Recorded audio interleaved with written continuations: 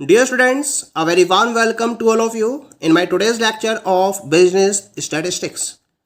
In today's lecture, we will discuss upon the topic methods of sampling. यानी कि आज के लेक्चर में हम सैम्पलिंग के रेफरेंस में डिफरेंट मेथड्स को डिस्कस करेंगे। सैम्पलिंग के रेफरेंस में वेरियस मेथड्स को टू ब्रॉड कैटेगरीज में ग्रुप्ड किया जा सकता है। The very first one is the probability sampling, which is also known as the random sampling, and second one is the non-probability sampling, which is also known as the non-random sampling. तो हम सबसे पहले बात करेंगे आज के lecture में हम जो डिस्कस करेंगे वो करेंगे probability sampling methods. क्या होते हैं probability sampling methods? These are the methods in which every item of universe has a known chance or probability or being chosen for the sample. This implies that the selection of sample items is independent of the person making the study. That is, the sampling operation is controlled so objectively that the items will be chosen strictly at random. क्योंकि हम random sampling method का नाम दे रहे हैं इसको, यानी कि इस टाइप के मेथड्स में यूनिवर्स में से सैंपल को सिलेक्ट करते समय किसी भी पर्टिकुलर सैम्पलिंग यूनिट या सैम्पलिंग आइटम के सिलेक्ट होने की प्रोबेबिलिटी हमेशा बनी रहती है। हर आइटम के सिलेक्ट होने के चांस इक्वल होते हैं। सैंपल के रिगार्डिंग हर एक पर्टिकुलर सैंपल यूनिट के सिलेक्ट होने की जो प्रोबेबिलिटी होती है वो नोन होती है, तो हम इस टाइप के मेथड को प्रोबेबिलिटी सैम्पलिंग मेथड का नाम देते हैं। यानी कि जो इन्वेस्टिगेटर है, जो रिसर्चर है, जो स्टडी को कंडक्ट कर रहा है, सैंपल आइटम का सिलेक्शन उससे इंडिपेंडेंट होता है। यानी कि जो रिसर्चर है, इन्वेस्टिगेटर है, उसकी चॉइस पर डिपेंड नहीं करेगा सिलेक्शन ऑफ सैंपल, बल्कि वो इसकी चॉइस से कंप्लीटली इंडिपेंडेंट होता है और इसको इस तरीके से कंट्रोल किया जाता है, किसको? सैम्पलिंग ऑपरेशन को, जिससे कि जो आइटम्स हैं उनको स्ट्रिक्टली रैंडम बेसिस पर ही सिलेक्ट किया जाए। तो हम इसको प्रोबेबिलिटी सैम्पलिंग मेथड का नाम देते हैं। डिफरेंट टाइप के प्रोबेबिलिटी सैम्पलिंग मेथड्स हम यहाँ स्टडी करेंगे, जिसमें से हमने इसे दो टाइप्स में डिवाइड कर रखा है, दो कैटेगरी में डिवाइड कर रखा है। The first one is the simple or unrestricted random sampling and second one is the restricted random sampling. Restricted sampling, random sampling में हम again three types डिस्कस करेंगे इसके। The first one is the stratified sampling, second one is the systematic sampling and third one is the cluster sampling. तो सबसे पहले हम बात करेंगे about the simple और unrestricted random sampling की। क्या कॉन्सेप्ट है सिंपल रैंडम सैम्पलिंग का? It refers to that sampling technique in which each and every unit of population has an equal opportunity of being selected in the sample. यानी कि इस type की sampling में population की हर एक unit के sample में सेलेक्ट होने के इक्वल चांसेस होते हैं, इक्वल अपॉर्चुनिटीज होती हैं। रैंडम सैम्पलिंग में हर एक पर्टिकुलर आइटम के सैंपल में सिलेक्ट होना ये एक मैटर ऑफ चांस है। इट इज बाय चांस कि कौन सा सैंपल, कौन सा आइटम सैंपल में सिलेक्ट किया जाएगा। इन्वेस्टिगेटर के पर्सनल बायसनेस का सैंपल में आइटम्स के सिलेक्शन का कोई भी इम्पैक्ट नहीं पड़ता है। यानी कि इन्वेस्टिगेटर किसी भी तरीके से अपनी चॉइस के बेसिस पर सैंपल के लिए यूनिवर्स में से आइटम को सिलेक्ट नहीं कर सकता। हमने यहां पर वर्ड यूज किया है रैंडम, और रैंडम का मतलब क्या होता है? रैंडम का मतलब होता है कि केवल और केवल ये चांस है जो डिटरमाइन करेगा कि सैंपल में कौन से आइटम को इंक्लूड किया जाना चाहिए। It is only the chance. तो रैंडम का मतलब हो गया चांस, वो चांस जिसके बेसिस पर आइटम को यूनिवर्स में से सैंपल में इंक्लूड किया जाता है। इसी वजह से इस मेथड को हम रैंडम सैम्पलिंग मेथड का नाम देते हैं। एग्जाम्पल के तौर पर मान लीजिए एक कंपनी एक्स है जो अपने 1000 एम्प्लॉयज़ में से 100 एम्प्लॉयज़ के एक सिंपल रैंडम सैंपल के बेसिस पर 100 एम्प्लॉयज़ का सैंपल सेलेक्ट करना चाहती है। तो क्या करा जाएगा, इसमें जो कंपनी है वो क्या करेगी, अपने हर एक एम्प्लॉय को एक पर्टिकुलर नंबर असाइन करेगी फ्रॉम 1 to 1000। हर एक एम्प्लॉय का एक यूनिक नंबर होगा और 1 से लेकर 1000 तक ये नंबर हर एक एम्प्लॉय को असाइन कर दिए जाएंगे और फिर एक रैंडम नंबर जनरेटर का यूज किया जाएगा जिसके बेसिस पर इन 100 नंबर्स को सेलेक्ट किया जाएगा। तो हम यहाँ पर जो मेथड यूज कर रहे हैं वो कौन सा हो गया, सिंपल रैंडम सैंपल या अनरेस्ट्रिक्टेड रैंडम सैंपलिंग मेथड।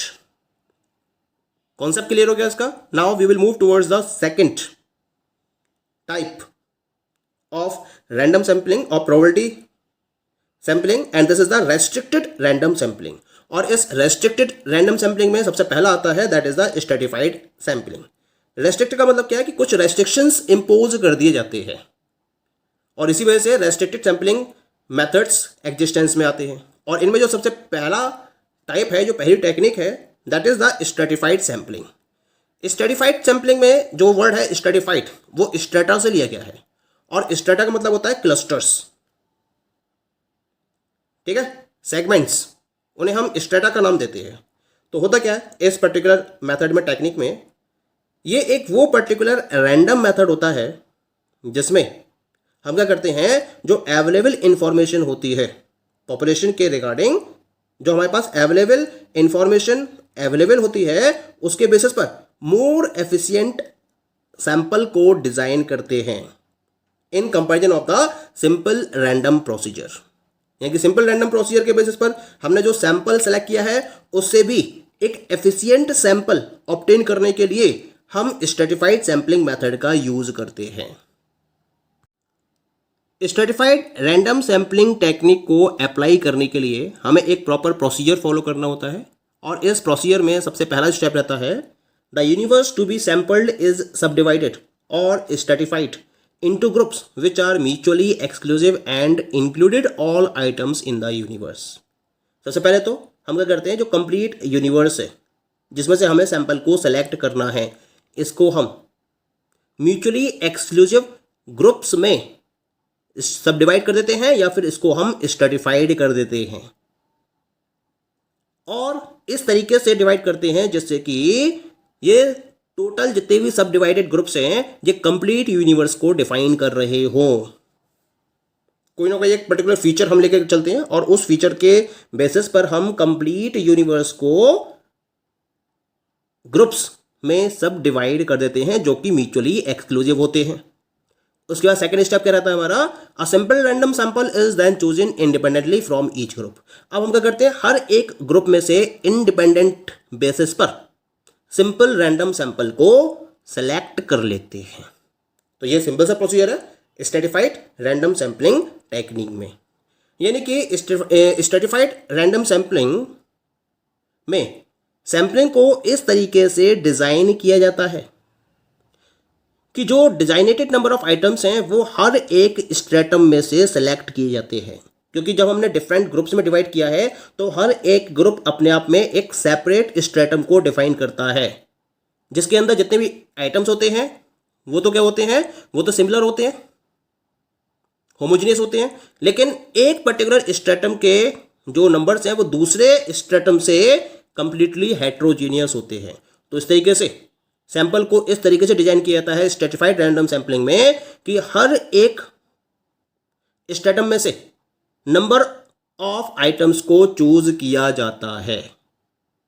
तो एक तरीके से जितने भी वैरायटीज अवेलेबल हैं किसी भी यूनिवर्स में हर किसी का रिप्रेजेंटेशन हो जाता है, जो कि सिंपल रैंडम सैंपलिंग मेथड में पॉसिबल नहीं था। इसी वजह से ये एक प्रॉपर सैंपल प्रोवाइड करता है in comparison to the simple random sampling. That is clear. Second type is that is the systematic sampling. A systematic sample is formed by selecting one unit at random and then selecting additional units at evenly spaced intervals until the sample has been formed।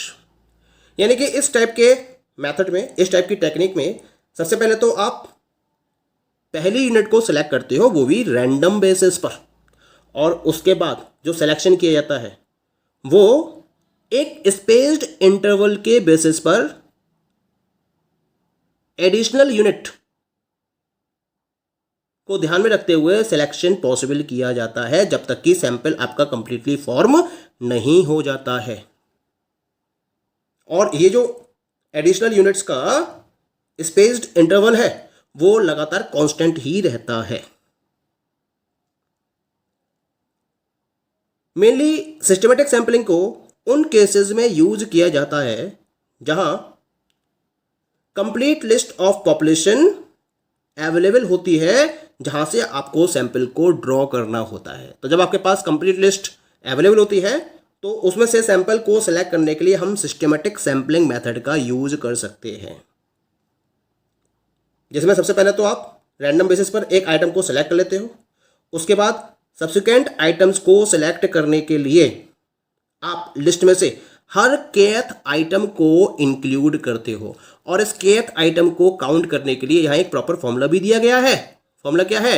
k is equal to capital N upon small n, जहां k क्या है? Sampling interval को define कर रहा है, capital N universe size को represent कर रहा है, और स्मॉल n सैंपल साइज को रिप्रेजेंट कर रहा है।